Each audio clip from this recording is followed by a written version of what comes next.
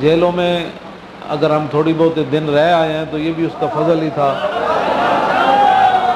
اس میں کوئی شاہ جی تو سید ہیں، جو مرضی آپ گفتگو فرمائیں، وہاں بھی فرماتے تھے، تو میں تو اس طرح کی گفتگو نہیں کر سکتا کیونکہ یہ سید ہیں، ان کا اپنا ایک خون کا ایک اثر ہے.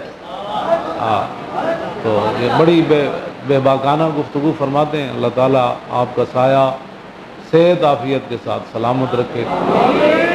اور حقیقت میں بات یہی ہے کہ شاہ صاحب تقریباً 3 مہینے اور 1 دن ہم سے اکٹھے رہے ہیں.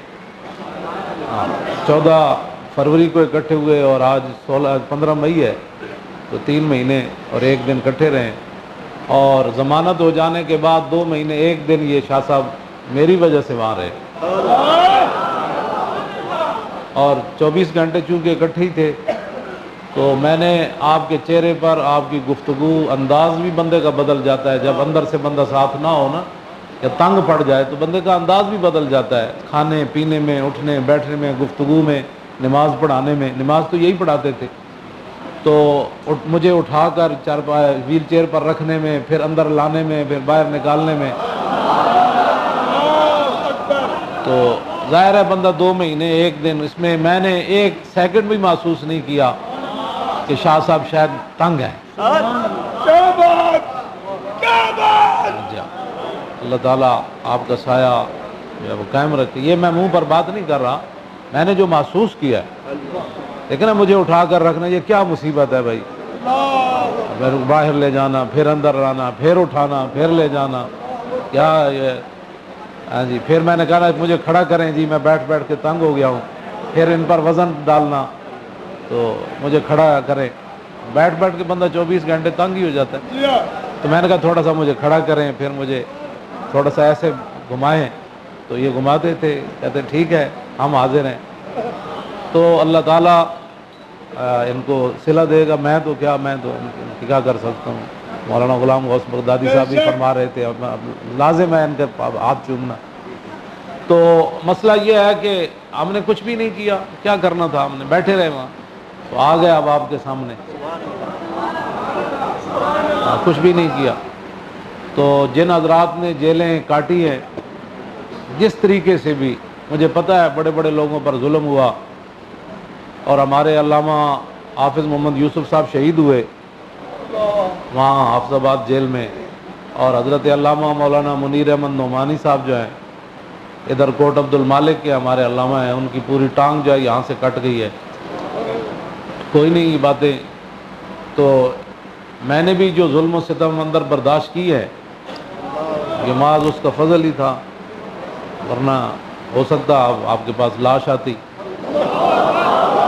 تو کوئی نہیں، انشاءاللہ ہم حاضر ہیں. کہتے جو ہیں کہ فین نابی و والدتی و اربی محمد منکم بکاؤ، کہ میں بھی، میرا باپ بھی، میری ماں بھی، میری ساری عزتیں حضور کی عزت پر قربان ہیں. جب یہ بات کہتے ہیں تو ان باتوں کی کوئی حیثیت نہیں ہے. اور انشاءاللہ حضور کا دین آئے گا، اور یہ مشن انشاءاللہ حضور کی عزت آبرو کا پیرا اور ختم نبوت کا جو مشن ہے، انشاءاللہ یہ جاری اور ساری رہے گا.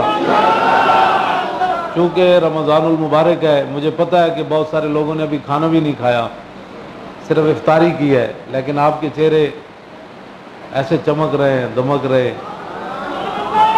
ہاں جی. تو مجھے کوئی ایسی بات نہیں مجھے کہ میں خواب میں یہ دیکھا، یا جیل میں یہ دیکھا، یا مجھے یہ ہوا. کچھ بھی نہیں ہوا.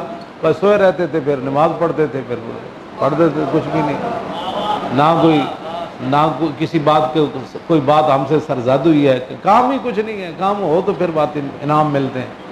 تو بیٹھے رہنا جیل میں تو کوئی بات نہیں ہے. شاہ جی امامت کراتے تھے، اور میں بعد میں اپنی منزل نفل میں یا ویسے بیٹھے بیٹھے میں میری منزل بڑے غور سے سنتے تھے. تو اس طرح میں بھی سوا ہی پڑھتا رہا ہوں.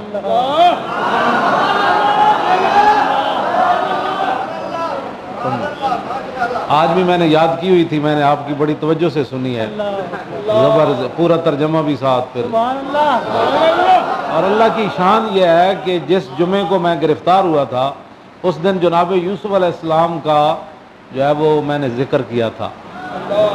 تو اور اللہ کی شان یہ ہے کہ جب جس دن رہا ہو کر آیا تو آج سورہ یوسف ہی تراویح میں پڑھی.